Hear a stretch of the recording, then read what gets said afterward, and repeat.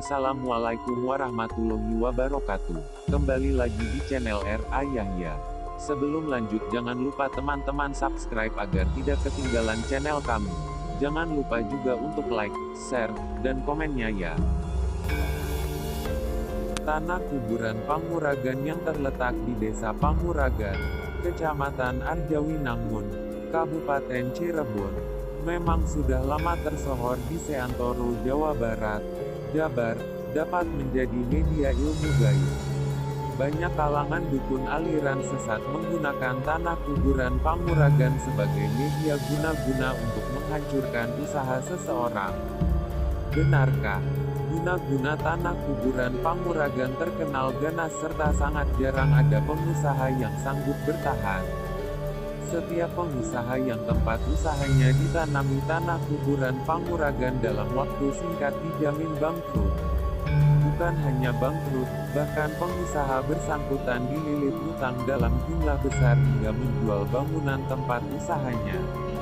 Sejumlah pakar kebatinan di kota Cirebon yang sempat dimintai komentarnya seputar keganasan guna-guna tanah kuburan Panguragan. Rata-rata mereka mengaku sudah mendengar kabar tersebut sejak lama, bahkan mulai kakek buyutnya. Dengan demikian, tanah kuburan Panguragan termasuk guna-guna cukup tua di Tatar Jawa Barat. Karena ganasnya guna-guna tanah kuburan Panguragan, tidak aneh jika jadi momok menakutkan bagi kalangan pengusaha, terutama pedagang.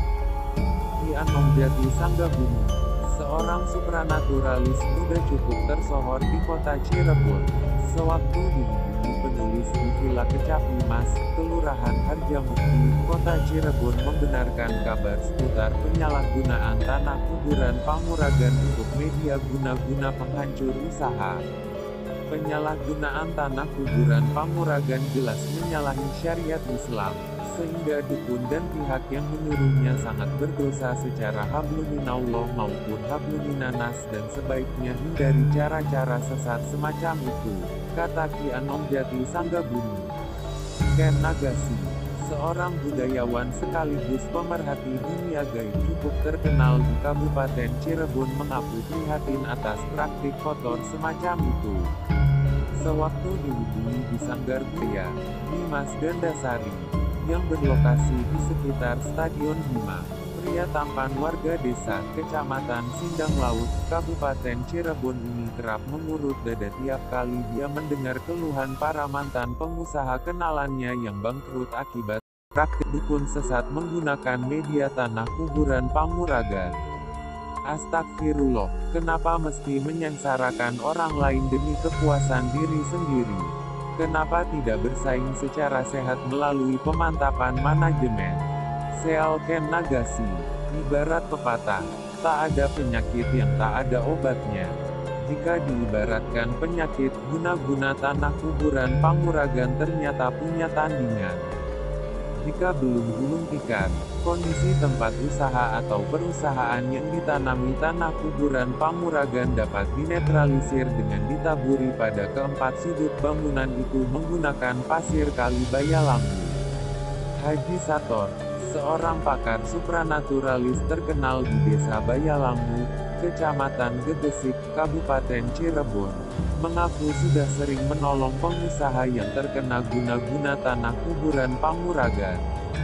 Melalui media pasir kali Bayalambu yang sudah dirituali, secara alamiah dapat menetralisir pengaruh negatif tanah kuburan Panguragan.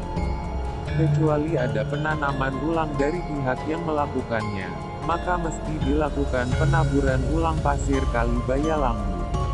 Tanah kuburan itu pun tidak bisa asal ambil oleh sembarang orang, melainkan hanya bisa diaktifkan aura negatifnya oleh orang yang ahli di bidang itu.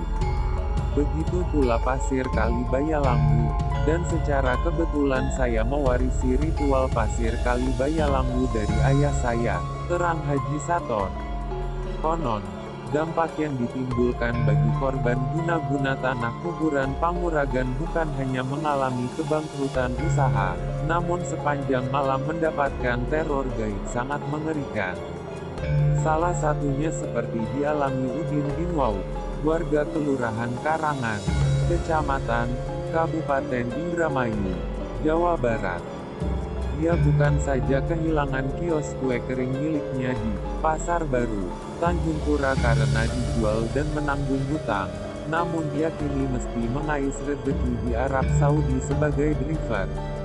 Berikut ini adalah kisah nyata yang dituturkan oleh Udin bin Wow kepada saat Jumat Kliwon dan Sabtu Legi. Udin duduk termenung di teras gedung pertemuan. Saat itu dia bersama 3 rekannya. Pria yang usianya beranjak senja dan berbadan subur itu memisahkan diri dari hiruk-pikuk ratusan orang pengantar para peserta rakernas. Wajah yang sudah dipenuhi kerutan itu tampak kuyup seakan menyimpan duka nestapa teramat berat. Udin duduk di atas tikar di bawah rindangnya pohon beringin hingga memasuki dini hari. Pemandangan semacam itu, tentu saja sangat kontras dan sangat tak lazim. Seperti misteri, dia seperti berupaya memuntahkan kegalauan hatinya seputar perjalanan usaha sulungnya yang kini bangkrut dan gulung tikar. Setidaknya hingga 2005 silam, kios kue itu sangat populer dan setiap harinya selalu dijejali pembeli. Menyaksikan kemajuan usaha Udin, sejumlah kios yang semula menjual dagangan lain diganti menjadi kios kue kering. Akibatnya, persaingan pun semakin ketat sehingga calon pembeli kue kering tersebar ke berbagai kios yang ada di Pasar Baru. Sejak saat itu, dari waktu ke waktu, jumlah pembeli ke kios Udin terus berkurang. Tetapi, bagi Udin hal itu dianggap sesuatu yang lumrah sesuai dengan hukum pasar. Sekitar awal 2006, naluri Udin menangkap ada hal yang tidak wajar, terutama setelah mendapatkan kiosnya benar-benar sepi. Bayangkan, omset dalam sehari hanya cukup buat menutupi kebutuhan dapur keluarga. Tragisnya, puluhan orang pelanggan kabur sambil membawa utang dalam jumlah besar. Hal ini membuat Udin kalang kabut mencari dana pinjaman buat menambal modal yang berkurang akibat ulah para pelanggan yang nakal itu. Bukan itu saja, pada bulan ketiga 2006, Udin anak saya dan keluarganya merasakan suatu gangguan gaib yang menciptakan rasa takut. Kisah Udin dengan pandangan menerawang jauh. Masih dalam bulan yang sama, sejumlah pedagang skoteng, bakso dan lainnya yang biasa mangkal malam hari di sekitar Pasar Baru Tanjung Pura sempat menggunjingkan peristiwa gaib di sekitar kios kue milik Udin. Mereka kerap menyaksikan sosok pocong alias mayat hidup berkeliaran di teras kios kue milik Udin. Gunjingan itu pun akhirnya masuk ke telinga Udin. Untuk membuktikannya, pada dini hari sekitar pukul 1-an, seorang diri Udin menyelinap ke lorong los Pasar Baru Tanjung Pura yang berjarak sekitar 1 km dari rumahnya. Karena sudah dini hari, suasana pasar sangat sepi. Kalaupun ada aktivitas hanya di sisi jalan alternatif penghubung Polsekta dengan markas Polres Indramayu, di mana terdapat warung nasi yang buka 24 jam. Malam itu, berselang 2 kios dalam posisi berseberangan, Udin mengambil tempat pengintaian yang dirasa aman. Untuk bersembunyi, dia duduk di balik tumpukan bekas kotak gula yang sudah kosong. Berkat lotion anti nyamuk, dia terbebas dari serangan-serangan haus darah. Sepasang matanya menatap lurus ke arah kiosnya yang sengaja tidak diberi penerangan sehingga suasana temaram sisa lampu dari kios lain di sebelahnya. Dia meragukan gunjingan para pedagang ketika merasakan pantatnya mulai penat akibat terlalu lama duduk di atas lembaran kardus bekas. Ketika terlintas niat untuk pulang, detak jantung Udin mendadak terpacu. Pandangannya lebih dipertajam. Ternyata benar, samar-samar dia menyaksikan sosok mayat terbungkus kafan muncul dari balik tumpukan kardus bekas snack yang disimpan di teras kios. Pocong itu bergerak lembut dan makin lama makin jelas setelah terkena sisa cahaya lampu dari kios sebelah. Rasa takut pun mulai merasuk ketika pocong itu terlihat gelisah. Kepala pocong menoleh ke berbagai arah diikuti gerakan tubuhnya. Udin yakin, keberadaannya sudah diketahui makhluk alam gaib itu, sehingga sepasang sandal jepit pelan-pelan dia lepas.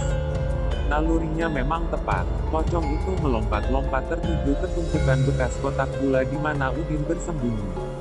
Ketika jaraknya tinggal beberapa meter lagi, sekuat tenaga Udin melompat dari balik tumpukan bekas kotak gula lantas lari menjauhi arah datangnya pocong. Udin lari secepat yang dia mampu menuju ke arah warung nasi, tanpa peduli terhadap 3 tukang becak yang yang duduk santai di bangku kayu. Udi menerobos memasuki warung dan disambut pekikan kaget pelayan yang tengah terkantuk-kantuk. Keesokan paginya, peristiwa itu dia ceritakan kepada istrinya lalu kepada ayahnya. Ujang yang awam soal makhluk gaib, hanya memberi saran supaya anaknya lebih mendekatkan diri kepada Allah dan memperbanyak wirid. Dari kios kue, teror itu pun berpindah ke rumah Udi. Nyaris tiap malam istri dan dua anaknya diteror suara-suara aneh dari serambi rumah, bahkan terkadang disertai bau terobos melalui celah daun jendela. Atas desakan istri dan anak-anaknya, Udi minta izin kepada ayahnya untuk numpang tidur sambil mencari jalan keluar.